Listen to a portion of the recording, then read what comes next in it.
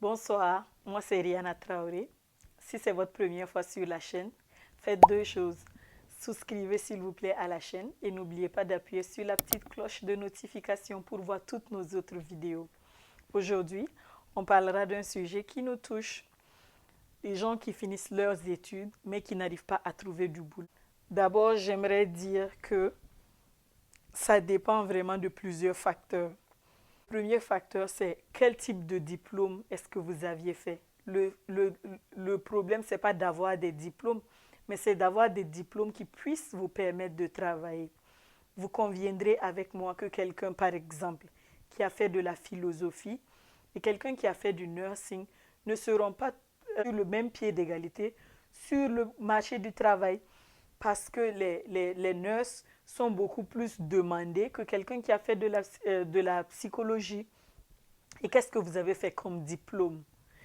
Vous vous êtes arrêté au bachelor, au associate, parce que le truc, c'est pas de dire j'ai un diplôme, c'est quel type de diplôme que vous aviez. Vous n'allez pas faire un associate et puis espérer du jour au lendemain, voilà, avoir un diplôme à la fin de la journée.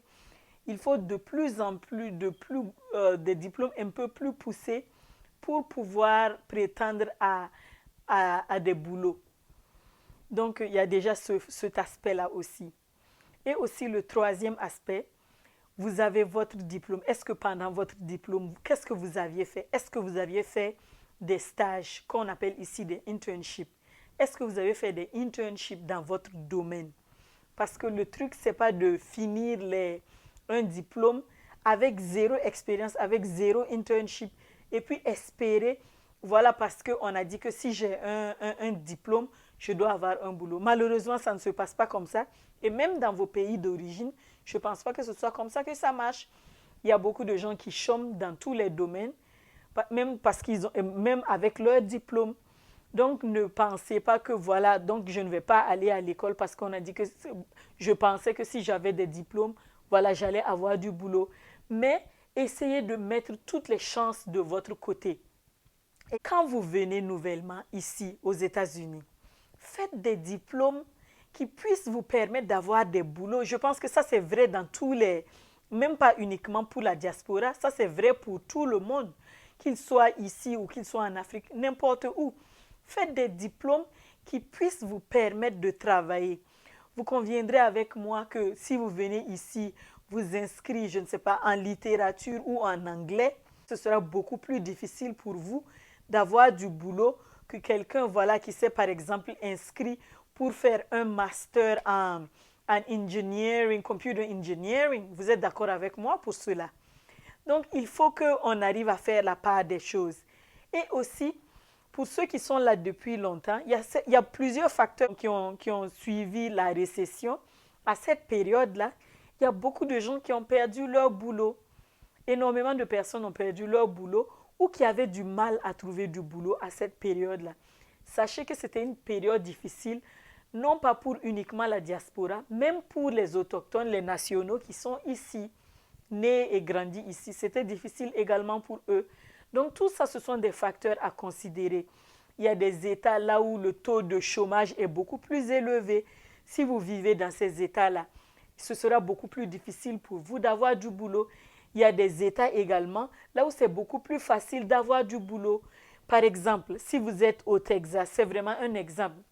Si vous avez un diplôme en petrol engineering, vous avez plus de chances d'avoir du boulot parce que le Texas, c'est vraiment le hub du pétrole ici. Si vous êtes au niveau de la Californie, au niveau de Silicon Valley, vous allez savoir que c'est vraiment le hub du tech. Donc, il faut que vous sachiez tous ces différents trucs-là pour naviguer. Ne pensez pas que voilà, quelqu'un va venir avoir des diplômes et que toutes les portes doivent s'ouvrir pour vous. Ça ne s'ouvre même pas pour ceux qui sont nés et grandis ici. N'en parlons pas pour nous, la diaspora, qui venions non seulement, tu as zéro expérience, tu as un accent, et tout ça, c'est vrai qu'on dit qu'il ne faut pas qu'on discrimine, mais je me dis, ce qui est intéressant dans ce pays-là, si vous avez la qualification, si vous avez la qualification avec le diplôme qu'il faut, vous auriez du boulot. Il faut seulement savoir chercher. Vous ne pouvez pas venir faire le diplôme. vous n'engagez dans aucune association estudiantine, vous n'avez pas fait de internship, c'est-à-dire un stage, et puis espérer, voilà que du jour au lendemain, voilà, je dois avoir un boulot, je ne comprends pas pourquoi j'ai un boulot, et partir commencer à dénigrer ceux qui sont venus et qui ont des diplômes. Malheureusement, ça ne se passe même pas comme ça. N'importe où dans le monde, ce n'est pas uniquement parce que vous êtes de cette diaspora américaine-là que voilà, toutes les portes doivent s'ouvrir à vous juste parce que vous avez un diplôme. Beaucoup de, pas forcément des diplômes, il y a même des certificats d'aptitude que vous pouviez faire. Ce n'est pas forcément que tous les gens qui viennent qui doivent forcément partir à l'université ou avoir un diplôme.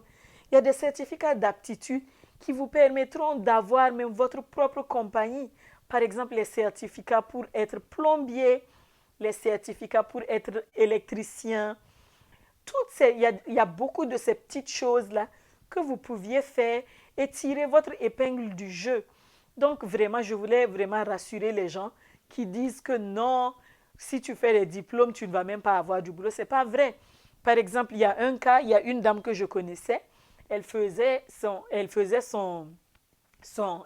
à l'université, mais elle partait seulement prendre les cours juste pour avoir un diplôme. Quand elle finissait, elle courait partir faire les petits boulots qu'elle avait l'habitude de faire, sans vraiment, parce qu'elle disait que non, que les internships qu'on lui offrait, c'était des internships unpaid. Malheureusement, la majeure partie des internships ne sont pas paid. Les gens qui ont pris vraiment le risque, tu fais un internship unpaid. Même moi, dans mon cas, moi, je ne fais pas un internship unpaid, mais 2 internships unpaid. Mais arrivé à un certain moment, je voyais la valeur ajoutée que j'amenais et je suis partie vraiment dire à mon boss, j'ai dit vraiment c'est difficile pour moi de faire le internship unpaid parce que c'est difficile. Et il a décidé de me payer, c'était vraiment minimum wage, mais c'était mieux que de le faire vraiment unpaid parce que c'était chaud sur moi. Ou à la limite, demander à faire un part-time internship qui vous permet également d'aller faire ce que vous avez l'habitude de faire, mais sans forcément, parce que bien sûr, il faut payer les factures. Donc, vous n'allez pas voilà, tout abandonner pour faire un internship unpaid qui ne vous garantit pas un boulot. Je suis d'accord avec cela. Mais souvent, ce sont les risques à prendre. Et beaucoup de internships à la fin de la journée, il y a beaucoup qui vous retiennent, mais ils veulent voir votre commitment, votre engagement pour ce boulot-là. Donc, ne pensez pas que si on vient, voilà, on fait les études, à la fin de la journée, on n'aura pas de boulot. Si vous mettez toutes les chances de votre côté, et aussi, je pense qu'il y a un élément très important, comment est-ce que vous constituez votre résumé? Tous ces petits aspects-là sont des aspects à considérer. Comment vous avez fait votre résumé? Est-ce que votre résumé, c'est un résumé marketable? Parce que si c'est un résumé vide, tu pars pour chercher, je ne sais pas, tu as fait un diplôme, disons, en comptabilité. Vous faites un diplôme en comptabilité. On ne voit même pas un seul internship sur votre résumé en comptabilité. Ou quand vous allez faire votre résumé, vous allez peut-être, je ne sais pas, genre sur votre résumé, vous allez mettre braider. Ce n'est pas ce genre de truc-là qu'on veut voir. Ou on veut voir votre implication dans l'association ou même dans les œuvres caritatives. On veut voir que vous avez volontiers. Même si vous n'avez pas de internship, il faut qu'on voit que vous aviez envie, que vous avez la niaque. C'est ce dont on a besoin. Et je pense que ce conseil-là, c'est valable pas uniquement pour les gens de la diaspora, c'est valable pour tout le monde. C'est vraiment valable pour tout le monde. Donc, ne pensez pas que voilà, je pense qu'il y a des gens qui font des diplômes partout dans le monde et qui se retrouvent sans boulot. Mais si vous avez ciblé une boîte là où vous voulez travailler, partez dans la boîte. Demandez à voir le human resource. Demandez à voir quelqu'un qui travaille là-bas. Cherchez à contacter des gens.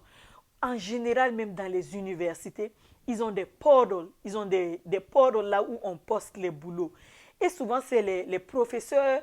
Allez-y voir vos professeurs, discutez avec vos professeurs.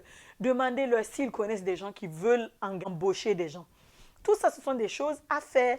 Vous n'allez pas faire un diplôme et puis vous asseoir, espérer, voilà que le boulot va venir vous tomber sur la tête. Malheureusement, ce n'est pas comme ça dans le monde du travail.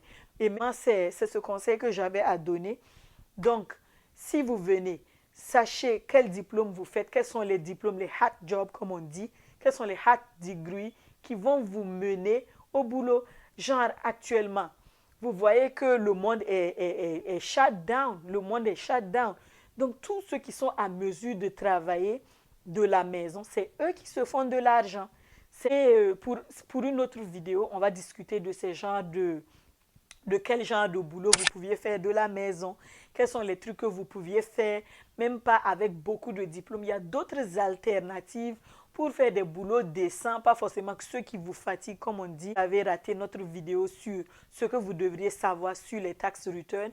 Cliquez sur la barre de description, on va mettre le lien en bas. Cliquez quelque part en haut, quand on mettra le lien de la vidéo. Souscrivez à notre chaîne pour d'autres sujets.